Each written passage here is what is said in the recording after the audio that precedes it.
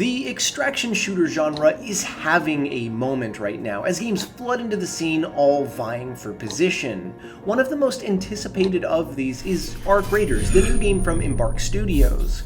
Arc Raiders seeks to carve out its place in the genre by mixing together visual style, quality gameplay, and an addicting extraction loop. Arc Raiders already looks to have the makings of something great, and it has garnered a lot of community excitement, so today on Game Rant, let's talk about the hype surrounding Arc Raiders.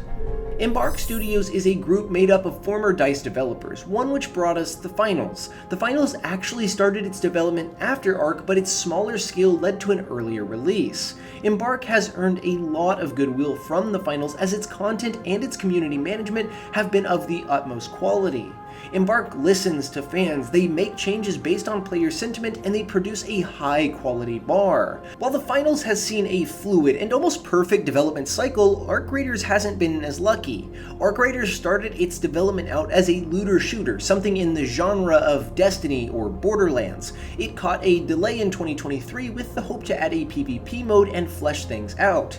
It turned out that PvP mode would end up becoming Arc Raiders, as they fully shifted their initial intention toward the extraction shooter loop. At the time, it was a genre of untapped potential, but it is now one that is becoming oversaturated with games all vying for position. Arc Raiders seeks to create its own space in this saturated market with three core hooks: a perfect struck balance between PvP and PvE, a visual style and graphical presentation unlike any other, and an addicting resource loop that keeps players returning. We'll discuss this more in a minute, but the PvP and PvE combat are top-notch, and they work together really well. You can tell that Arc Raiders was initially supposed to be a looter shooter, as the variety of enemies and the quality of those enemies is incredible. Okay, next, visuals. This game not only creates a retro-futuristic style that is cool, but it also executes on it graphically to an insane level. This game looks amazing. Every trailer, every gameplay moment, every space looks like it could be a screenshot and they could put it up on their Steam store page. The world feels broken and beautiful, the machines are gargantuan and terrifying, and the UI is colorful and visually digestible. It all works together to make you feel something, a weird nostalgia that I've really come to like. Lastly, and probably most importantly, is the extraction shooter loop at the heart of Arc Raiders. It's pretty standard fare, albeit matched to the game's aesthetic, where a lot of the items you'll find are scrap intended to be taken back to Speranza in order to craft something worth taking out on your next run. I will say, as of right now, the extraction loop is the weakest element of the game. It just needs a little more flavor. I think the vendors could offer this, but right now their contracts are pretty basic, having you pick up simple stuff and never feeling vital.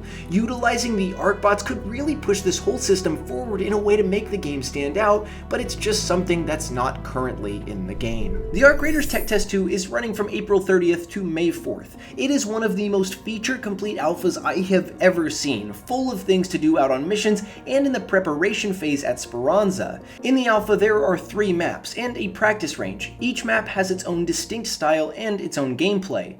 Buried City is a rolling set of sand dunes covering dilapidated buildings. Its loot is the best, but its danger is the greatest. Spaceport is a more open area offering a lot of early crafting materials, good for a quick in and out run to grab some needed spare parts. And finally, there is Dam Battlegrounds, which has this massive dam that feels like it controls the whole map. I think all 3 of these maps are really good, as they all strike the perfect balance of high-intensity loot areas and lower-stress middle grounds. No map feels too big, and no extraction point ever feels too far away. The combat is another area of praise. The gunplay is really good. Its third-person perspective makes it feel akin to something like Helldivers 2, albeit a little faster. The first few guns you'll use feel unwieldy and weak, and that's what makes picking up something better of higher rarity so exciting. To this end, fighting other players is a blast, as there are no hit markers, and the only way to tell if your opponent is dead is that a flare shoots up from them after you kill them. You'll never know if you're winning a fight or not until it's over, and this constantly leaves you in a limbo of debating escape. The PvE element of this game also presents a lot of fun interactions, as the Arc robots can be utilized in fights against opponents, in escape from opponents, and just to gather valuable loot.